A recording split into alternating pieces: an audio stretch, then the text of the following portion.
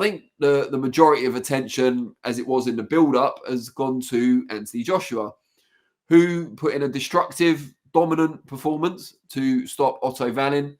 Hurt his nose very early on, Wallin's nose very early on in the fight, and just was always first to the punch in the exchanges. Didn't seem to have any respect for Otto Wallin's power.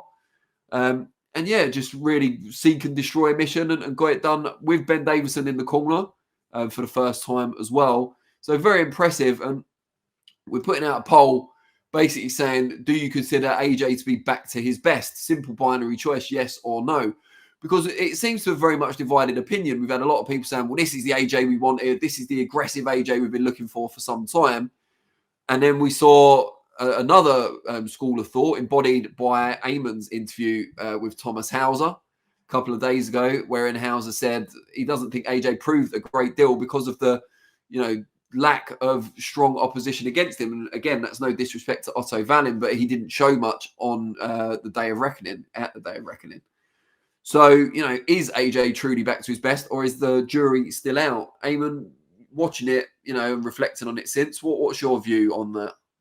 Yeah, look, right now the perspective is sort of shifting on Anthony Joshua, isn't it? From the doubts that were thrown at his feet throughout fight week and previous because of the defeats, because of the way he handled the second defeat to Alexander Usyk in Jeddah.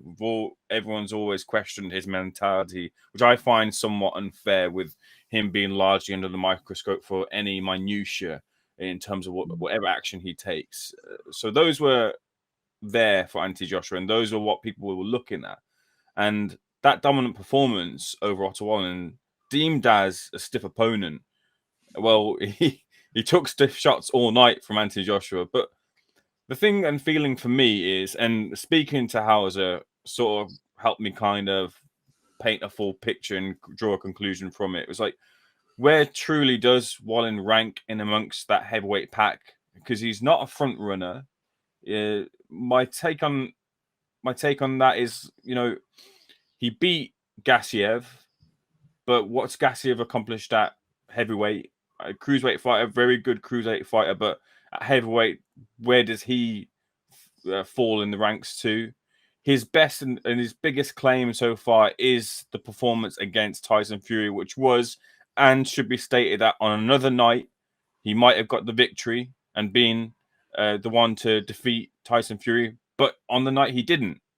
And he's stuttered outside of that. The Kamil Sokolowski fight was a real odd performance, and that's a gatekeeper fight for prospects coming up. It was a real strange one for Otto. So a real kind of don't really know where to place Otto, and therefore don't really know where to place Joshua's win over him, especially when you consider as well, coming into it, the types of fighters that Eddie was looking to place Joshua in against were the likes of Kaunaki, essentially people who are looking to beat, looking to get the victory, were looking to give him that confidence boosting win. And I think that's what's happened here. AJ's got the confidence boosting win.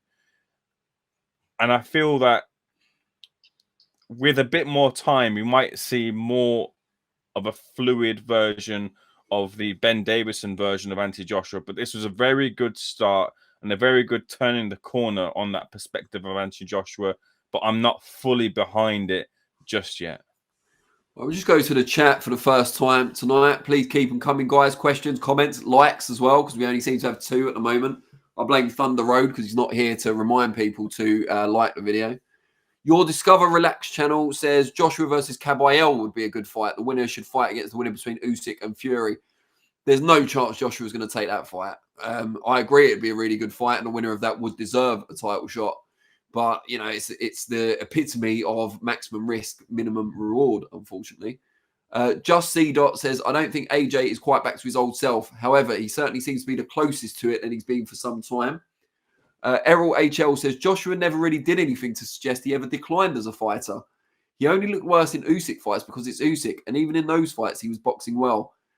I vehemently disagree with that, Errol. I'm sorry to say. I think there was clear signs of, maybe not decline, but certainly a lack of form against Jermaine Franklin and against Robert Helenius. Now, there's reasons for that. The style of Franklin, the fact that Helenius came in on short notice after the Dillian White issue. But there were signs that AJ wasn't as confident as he used to be, was hesitant, was apprehensive, was not putting his shots together as well as he had in the past, and didn't have that fluidity that seemed to come naturally in years past in some of his better performances. So I don't think it's just the case of Usyk was so good he made AJ look bad. I actually think AJ's performance in the second Usyk fight was much better than his performances against Franklin and Helenius. But obviously he won those and lost that because Usyk is such a good fighter. But I think there were signs that AJ wasn't the fighter of old in those couple of performances I've mentioned. Jake DeVille says Joshua had to become a more careful fighter versus Ruiz and Usyk. That said, he does appear to come back out of his shell, and with a new trainer, he might actually become the dominant champ. Who else? Just C. Dot says could have got Wallin out of there sooner. Perhaps, yeah. I mean, there's going to be a bit of caution still, isn't there? You know, when he was attacking against Usyk, he got hurt in the first fight towards the end. When he went for the kill against Andy Ruiz, he obviously precipitated his own downfall. So there are reasons, good reasons, sensible reasons why. Ryan Mann asked if I'm still trying to get off with Sonny Edwards' sister. No, I gave up on that around when he exposed me on social media. But good wishes to Sonny Edwards and the whole Edwards family over this festive season. I'm sure he's ready to get back in after that amazing fight with Bam Rodriguez. Sahid Olabanji says, everyone just like to talk about AJ, but don't want to give him credit for bringing the heavyweight division back to light. I'm not sure that's true. I think AJ's been given a hell of a lot of credit for bringing the sport back to prominence, particularly in the UK and particularly from Matchroom and Eddie Hearn. I don't think you can underrate what he did both in the Olympics in bringing the sport back to prominence and as a professional. But that doesn't mean he's immune or beyond criticism. You know, you've got to be fair. And if you feel that AJ's not the fighter he once was, and there were certain clues in recent performances that suggest that, then you have to say it. But it is heartening to see him in, you know, rare form against Otto Wallin, and we hope that continues depending on what he does next. What do we think is next now for Anthony Joshua, Ayman? What do you think? You know, because obviously Fury and Usyk go into battle February the 17th. So he's got to wait if he wants the winner of that. Presumably he'll keep busy in the meantime. Who do you think is a likely opponent for AJ next?